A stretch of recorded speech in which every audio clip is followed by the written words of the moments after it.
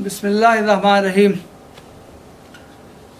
کتابوں کے تعارف کے آج کے پروگرام میں مولانا سید ابوالاعلیٰ مودودی کی جس کتاب کا آج تعارف کرانے جا رہا ہوں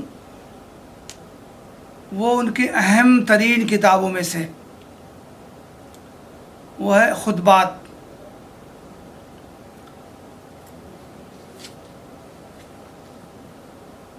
مولانا مودودی تقسیم ملک سے پہلے 1938 میں جب پٹھان کوٹ پہنچے، وہاں دارالاسلام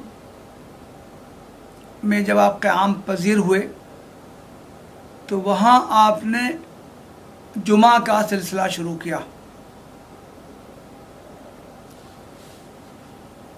آس پاس کی آبادی سے جو لوگ نماز جمعہ پڑھنے آتے تھے، آپ نے ان کے سامنے خطبات دینے شروع کیے۔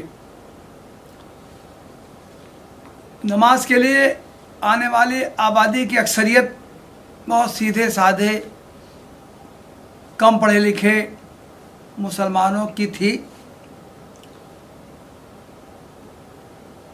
مولانا نے ضرورت محسوس کی کہ ان کے سامنے دین کی بنیادی باتیں پیش کی جائیں، انہی کی زبان میں، انتہائی سلیس سادہ آسان زبان میں ان کے سامنے دین کی تعلیمات بیان کی جائیں، اللہ اور رسول کے احکام و فرامین پیش کیے جائیں۔ تو یہ اصلاً ان خطبات کا مجموعہ ہے جو مولانا نے ان کے سامنے پیش کیے تھے۔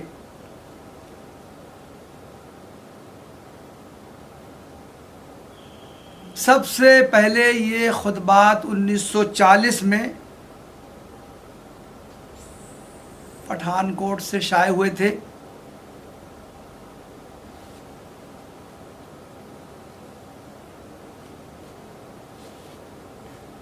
پاکستان اور ہندوستان میں دونوں مقامات پر یہ کتاب بہت بڑی تعداد میں شائع ہوتی رہی ہے۔ 2012 یا 13 میں مجھے پاکستان جانے کا موقع ملا تھا، تو وہاں اسلامک پبلیکیشنز لاہور کے ناظم عبدالحفیظ صاحب نے خطبات کے 100 ایڈیشنز کا ایک نسخہ مجھے تحفتاً دیا تھا۔ گویا کہ اس وقت تک اس کے 100 ایڈیشنز وہاں چھپ چکے تھے۔ اسی طرح یہاں ہندوستان میں بھی اس کی اشاعت بہت کثرت سے ہوئی ہے۔ انگریزی زبان میں خرم مراد صاحب مرحوم نے اس کا ترجمہ لیٹس بی مسلم کے نام سے کیا ہے۔ ہندی زبان میں پاکستان میں سندھی زبان میں اور دوسری زبانوں میں بھی اس کا ترجمہ ہوا ہے۔ ایک اندازے کے مطابق پاکستان میں 20 لاکھ سے زائد نسخے اس کے فروخت ہو چکے ہیں، اور یہاں ہندوستان کی 13 زبانوں میں اس کا ترجمہ ہوا ہے، اور تقریباً 11 لاکھ سے زیادہ نسخے یہاں فروخت ہو چکے ہیں۔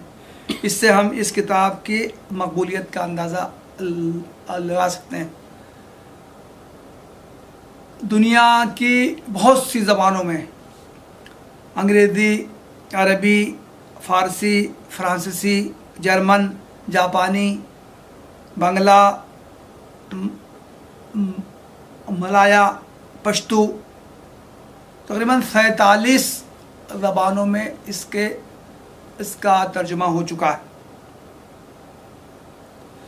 اس کتاب نے لاکھوں مسلمانوں کی اصلاح میں اہم حصہ ادا کیا ہے اور ان کی زندگیوں کی کایا پلٹ دی ہے۔ یہ کتاب 5 حصوں پر مشتمل ہے۔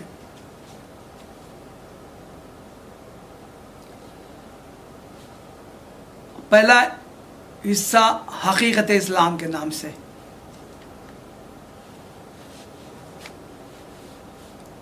اس میں مسلمانوں سے خطاب کر کے ان کے سامنے یہ سوالات رکھے گئے ہیں کہ حقیقی مسلمان کون ہوتا ہے؟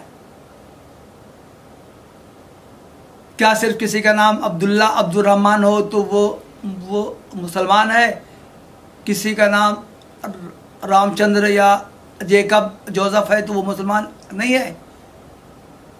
کوئی شخص گوشت کھاتا ہے تو وہ مسلمان ہے، گوشت جو نہیں کھاتا ہے وہ مسلمان نہیں ہے؟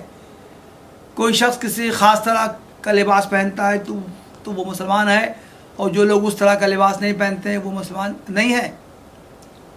مولانا نے تفصیل سے بتایا ہے کہ حقیقی مسلمان کون ہوتا ہے،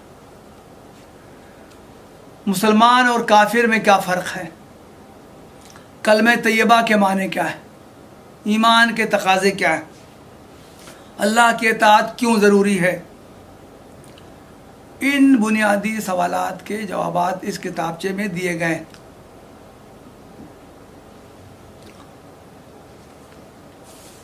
حصہ 2 میں حقیقت صلاۃ و صوم،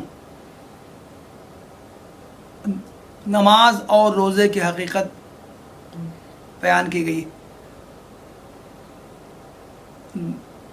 نماز کیوں فرض کی گئی ہے، نماز میں ہم جو کچھ پڑھتے ہیں اس کا مطلب کیا ہے،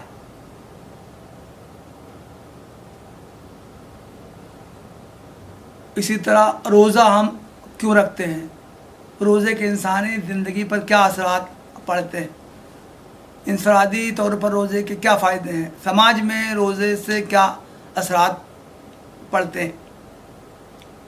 ان موضوعات پر مولانا نے اظہار خیال کیا ہے۔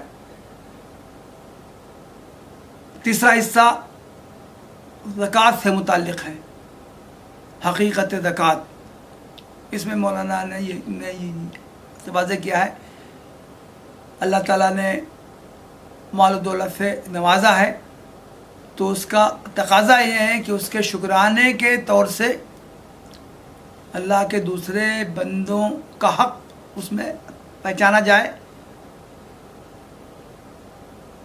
اس مال میں سے اللہ کے دوسرے بندوں کو بھی دیا جائے۔ جو جتنا حصہ کی ادائیگی لازم کی گئی ہے، فرض کی گئی ہے، اس کو زکوٰۃ کہا جاتا ہے، اور جو لازم نہیں کیا گیا ہے، انسان کے اوپر خود چھوڑ دیا گیا ہے، اس کو انفاق پر خرچ کرنے پر ابھارا گیا ہے، اس کو صدقات یا انفاق کا نام دیا جاتا ہے۔ چوتھا حصہ حقیقت حج ہے، اس میں حج کی فرضیت پر اظہار خیال کیا گیا ہے۔ حج ایک عالمی اجتماع کی حیثیت ہے، دنیا بھر کے تمام انسان وہاں اکٹھا ہوتے ہیں۔ اسی طرح حج کی تاریخ کیا ہے کہ حضرت ابراہیم علیہ السلام نے اللہ تعالیٰ کے حکم سے خانہ کعبہ کو قائم کیا تھا، اس کے بعد اللہ تعالیٰ کے حکم سے ہی حج کے مناسک فرض کیے گئے تھے، ان پر اظہار خیال کیا گیا ہے۔ اور چھٹا حصہ حقیقت جہاد پر ہے، اس میں مولانا نے جہاد کی مشروعیت، اس کی حکمت بیان کی ہے، اور اس پر جو اعتراضات کیے جاتے ہیں ان پر تفصیل سے اظہار خیال کیا ہے۔ مولانا کا انداز کیا ہے بیان کرنے کا، وہ صرف 2 جگہوں سے چند مستطرے میں پیش کرتا ہوں۔ علم اور عمل میں فرق کیا ہے، اس کی وضاحت کرتے ہوئے مولانا نے یہ لکھا ہے، اسلام پہلے علم کا نام ہے اور علم کے بعد عمل کا نام ہے۔ ایک شخص علم کے بغیر برہمن ہو سکتا ہے کیونکہ وہ برہمن پیدا ہوا ہے اور برہمن ہی رہے گا، مگر ایک شخص علم کے بغیر مسلمان نہیں ہو سکتا۔ چونکہ مسلمان پیدائش سے مسلمان نہیں ہوا کرتا ہے بلکہ علم سے ہوتا ہے. جب تک اس کو یہ علم نہ ہو کہ حضرت محمد صلی اللہ علیہ وسلم کی تعلیم کیا ہے تو اس پر کیسے ایمان لا سکتا ہے اور کیسے اس پر عمل کر سکتا ہے. اسی طرح آپ نے وضاحت کی ہے کہ مسلمان کہ حقیقی مسلمان اور نام کے مسلمان میں کیا فرق ہے. انہوں نے لکھا ہے ہر شخص جو مسلمان کے گھر میں پیدا ہوا ہے جس کا نام مسلمان کا سا ہے وہ مسلمان کیسے کپڑے پہنتا ہے اور جو اپنے آپ کو مسلمان کہتا ہے حقیقت میں مسلمان وہ نہیں ہے بلکہ مسلمان حقیقت میں وہ ہے جو اسلام کو جانتا ہو پھر اس جان بوجھ کر اس پر عمل کرتا ہو اس کو مانتا ہو. تو اس طرح مولانا مودودی نے ان تمام موضوعات پر بہت آسان زبان میں سہل انداز میں بالکل عوام کو سمجھنا تاکہ عوام اس کو اچھی طرح سمجھ جائیں اس طرح اسلام کے مختلف پہلوؤں پر آپ نے اس کی وضاحت کی ہے. مولانا مودودی کے یہ خطبات پوری دنیا میں اس کو مقبولیت حاصل ہوئی ہے. بہت زیادہ اس سے لوگ استفادہ کرتے ہیں. لاکھوں کی تعداد میں ان کی اس کتاب نے لوگوں کی زندگیوں پر اثر ڈالا ہے. اسلام کی دعوت پہنچانے کے لیے اس کو عام کرنے کے لیے اس کتاب سے بخوبی استفادہ کیا جا سکتا ہے. وآخر دعوانا الحمدللہ رب العالمین.